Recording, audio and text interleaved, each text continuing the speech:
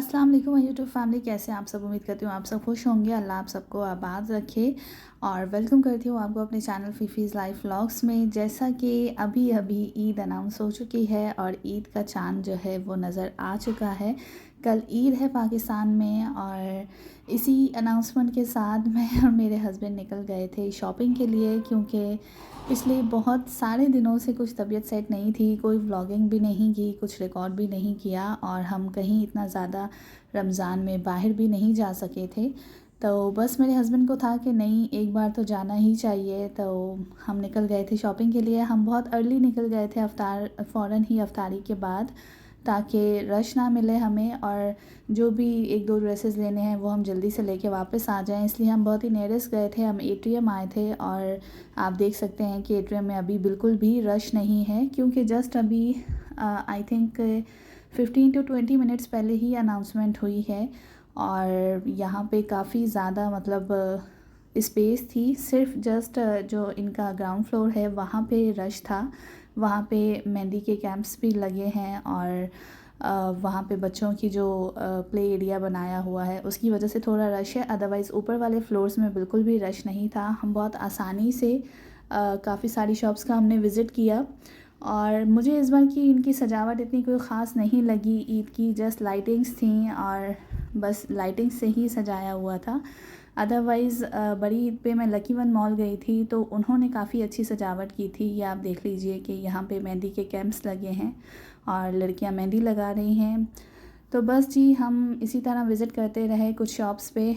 तकरीबन सारे ही आउटलेट पे विज़िट किया, लेकिन मुझे ईद आउटफिट्स के हिसाब से कोई इतने ख़ास कपड़े समझ में नहीं आए और लास्ट हमने एमरम से ही लिए, जो कि अक्सर मुझे एट्रियम में एक जो शॉप है एमरम जो समझ आती है थोड़े फैंसी ड्रेसेस के लिए, और बस वहाँ से ही हमने 2 ड्रेसेस लिए। एक ही शॉप से दोनों ड्रेसेस ले लिए और फिर हम आ गए थे फूड कोर्ट। और अभी क्योंकि हमने अफ्तारी की थी तो फ़िलहाल अभी ऐसे कुछ खाने का मूड नहीं था, लेकिन आइसक्रीम मैं यहाँ पे आती हूँ तो ज़रूर खाती हूँ और मुझे मैकडॉनल्ड की कोन आइसक्रीम पसंद है। तो बस हमने वही ली और वो खाई, क्योंकि आप शॉपिंग के लिए आओ और ऐसे चले जाओ तो ये थोड़ा सा मतलब अनयूजुअल लगता है। तो बस इसलिए हमने आइसक्रीम ले ली थी और उसके बाद हम निकल गए थे। अदरवाइज़ अभी जब हम वहाँ थे तो इतना ज़्यादा रश नहीं था।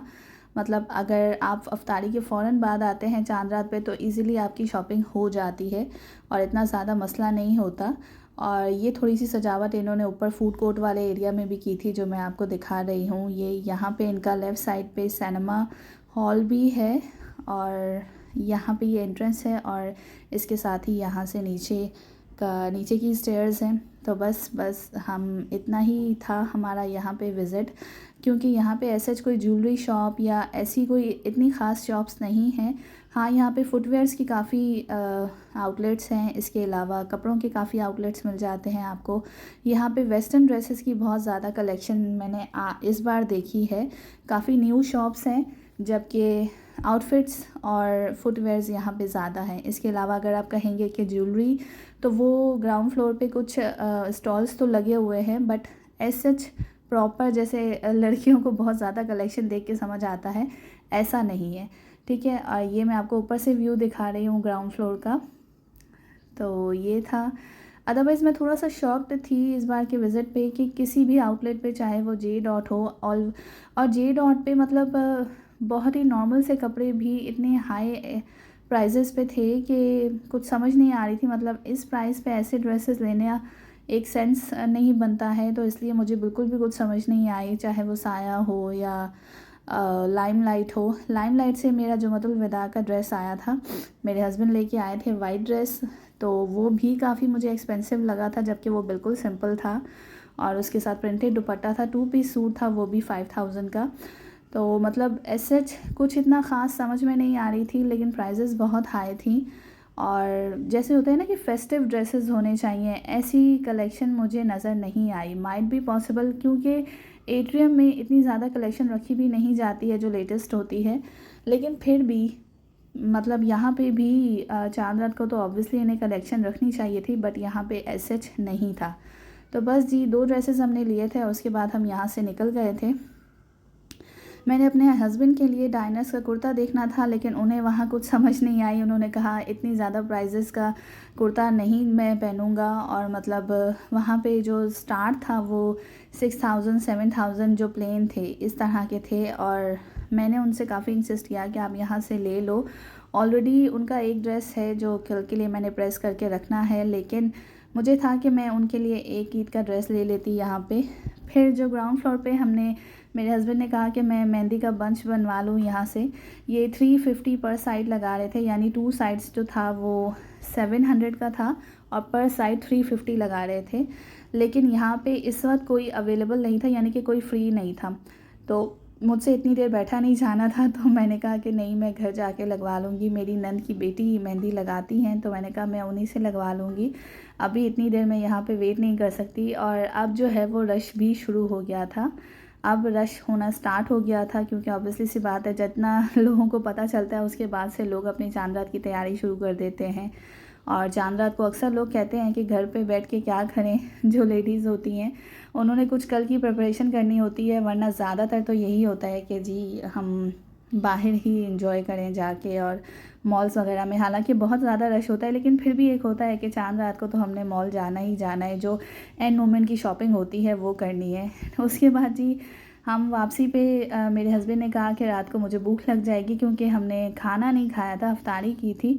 तो बस वहाँ से मैंने ले लिया था स्टेक बर्गर, जो मुझे पसंद है। अच्छा, इस बार मैंने स्टेक बर्गर नहीं लिया है, इस बार दूसरा बर्गर हस्बैंड मेरे लेके आए हैं। वो मैं अभी घर जाके आपको दिखाऊंगी, जब मैं खाऊंगी तो रिव्यू भी दूंगी कि वो कैसा है। बस उसके बाद हम घर आ गए थे, और घर आने के बाद वही जो नॉर्मल से काम होते हैं वो होते हैं। लेकिन मुझे कल के लिए थोड़ी बहुत सफाई करके रखनी है, क्योंकि मैं सुबह एक साथ उठ के सारे काम नहीं कर पाऊँगी।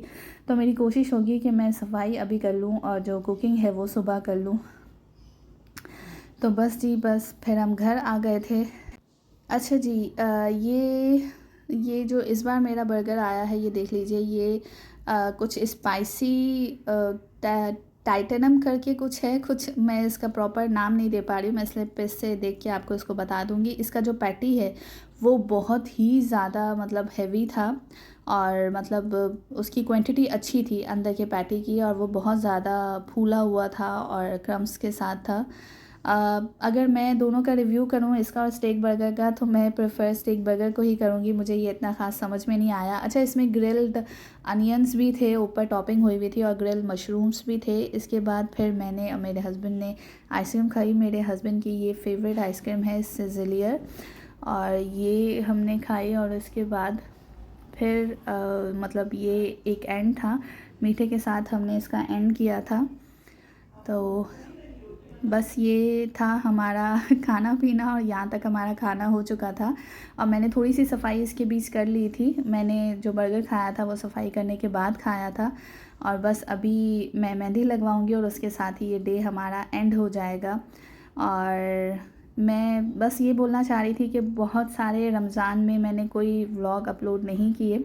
उसकी थोड़ी सी वजह ये भी है कि कुछ मेरी तबीयत भी अपसेट है, कुछ मैं मतलब मेंटली और फिज़िकली तौर पे इतना ज़्यादा एनर्जेटिक नहीं हूँ। मुझे थोड़ा सा सांस का भी इशू हो रहा है, तो इस वजह से मैं अपलोड नहीं कर पाई ज़्यादातर व्लॉग्स। लेकिन इंशाल्लाह आगे आने वाले टाइम में पूरी कोशिश होगी। बस जी, मेरी नंद की बेटी आ गई थी, और उन्हीं के साथ मैंने मेहंदी लगाई। और मुझे बहुत ज़्यादा भरी हुई मेहंदी नहीं पसंद है, बस मुझे ये खाली खाली इस तरह के हाथ अच्छे लगते हैं। मेरे हस्बैंड को शौक़ था कि मैं मेहंदी लगवा लूँ, दैट्स वाई। अच्छा जी, एट दी एंड बिल्कुल मैं भूल गई थी कि मैंने जो ड्रेसेस दिए हैं वो मैंने आपको नहीं दिखाए हैं, तो वो मैं आपको दिखा देती हूँ। ये 2 ड्रेसेस लिए थे, ये एमरम से लिए थे, लेकिन ये हैं बिन सईद के। वहाँ पे इस बार उनकी अपनी कलेक्शन नहीं थी, उन्होंने ज़्यादातर ड्रेसेस बिन सईद के रखे हुए थे।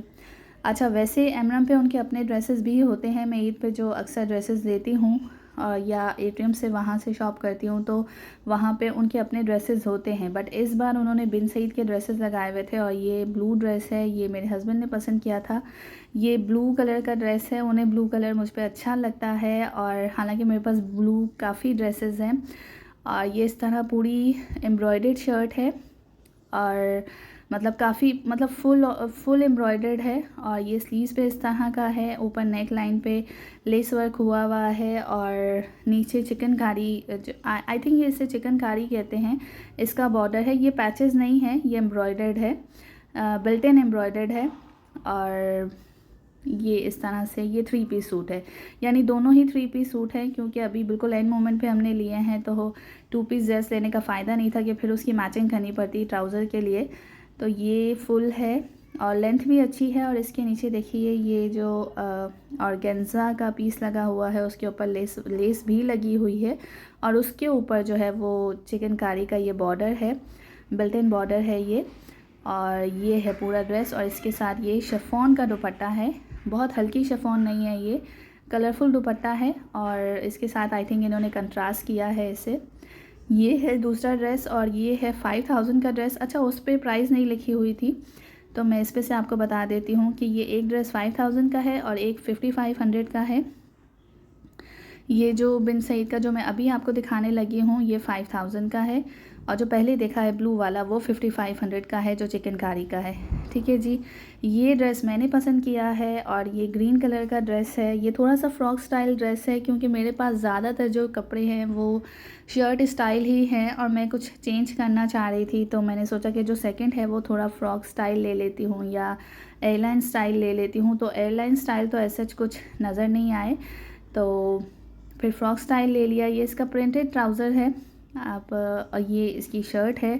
ट्राउज़र मुझे इतना कुछ ख़ास समझ में नहीं आया, ये लाइंस वाला वो स्ट्रेट पैंट है ट्राउज़र। और ये इसका फ़्रॉक है, ये इस तरह कट वर्क हुआ है, स्लीव्स पे एम्ब्रॉयडर्ड और नेक पे ये इस तरह लेस वर्क हुआ है और दामन पे भी इसी तरह ये पूरा कट वर्क और एम्ब्रॉयडर्ड के साथ हुआ है। और ये दामन जो है वो मतलब इसमें चाक नहीं है, बंद चाक वाला ये फ्रॉक स्टाइल है और थोड़ा सा लॉन्ग है। ये फुल लेंथ लॉन्ग नहीं है इसकी, मुझे था कि फ़ुल लेंथ मिल जाती बट फुल लेंथ नहीं थी। तो ये इस तरह का ये फुल है इसका, आप देख लीजिए। और ये भी बिन सईद का है। आई थिंक बिन सईद के जो दूसरे आउटलेट्स होंगे, अगर ये यहाँ पे है तो वहाँ पे भी ज़रूर होगा। और ये इसका दुपट्टा है, चुनरी स्टाइल दुपट्टा है, कलरफुल दुपट्टा है। तो आई थिंक ग्रीन के साथ इन्होंने रेड का कंट्रास्ट वैसे ही बहुत अच्छा लगता है। तो ये फुल ड्रेस है और ये 2 ड्रेसेस थे जो मैंने आज शॉपिंग के दौरान लिए थे, तो मैंने आपको दिखा दिए। अगर ये वीडियो आपको अच्छी लगी हो तो लाइक कीजिएगा, शेयर कीजिएगा, कमेंट कीजिएगा। अपना ख्याल रखिएगा, फिर मिलेंगे न्यू वीडियो में। तब तक के लिए अल्लाह हाफ़िज़।